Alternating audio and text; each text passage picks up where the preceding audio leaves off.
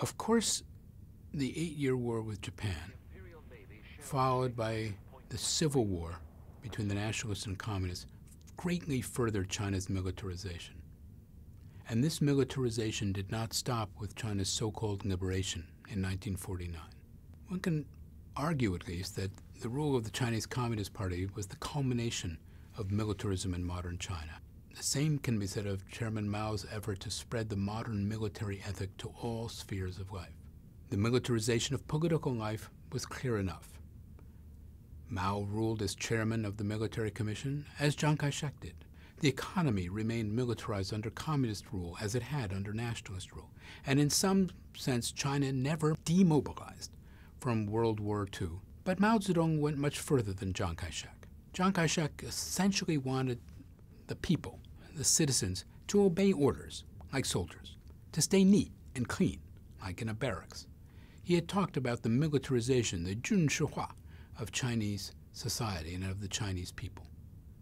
But Mao Zedong actually did it, and we can see this in the terminology of the People's Republic of China. Every political movement from the early 1950s on became a campaign, using a military term. Every production effort would be a battle. In the Great Leap Forward from 1958 to 1960, all of China would be organized in what were called production brigades, and whole villages would quite literally be summoned to roll call in the early morning, and then they would march off in step to the fields. They would eat in huge mess halls, army-like. As the Chinese Communist Party's Central Committee reported at the height of the Great Leap, the people have taken to organizing themselves along military lines, working with militancy, and leading a collective life. And this has raised the political consciousness of the 500 million peasants further still. Everyone is a worker.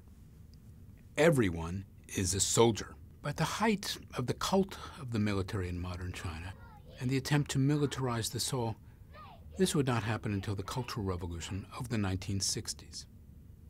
This is the time of the great cult of the People's Liberation Army under its leader, Lin Biao, and the cult of its great hero, Lei Feng, a young People's Liberation Army soldier recently deceased. His diary was uncovered and almost surely written after his death. It was full of tales of his service and his obedience.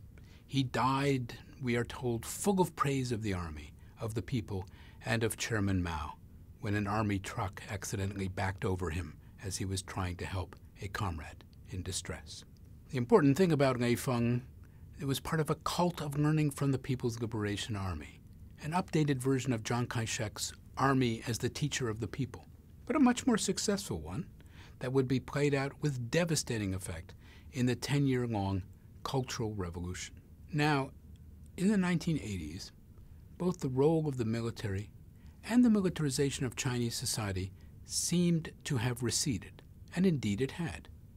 Military-like discipline of a sort that typified the 1950s and carried forward in the battles of factions in the Cultural Revolution, this seemed to be gone. And this was one reason why the tragedy at Tiananmen came as a shock to so many. To anyone familiar with the centrality of military power in 20th century Chinese history, however, it can hardly have come as a surprise. The octogenarians who then still determined Chinese policy, Deng Xiaoping, for example, had spent half of their lives as revolutionaries out of power, fighting their nationalist enemies, fighting an authoritarian military-dominated regime. They had taken over, not by speeches or majority resolutions, but by blood and iron, by armed rebellion in which hundreds of thousands died. The communist rulers recalled very well that they had won the Chinese Civil War on the battlefield and nowhere else.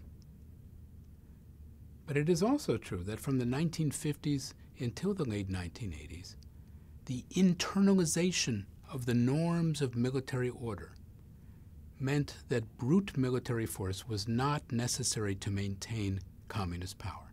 But in 1989, the military came out of its barracks to suppress the largest set of popular demonstrations in world history.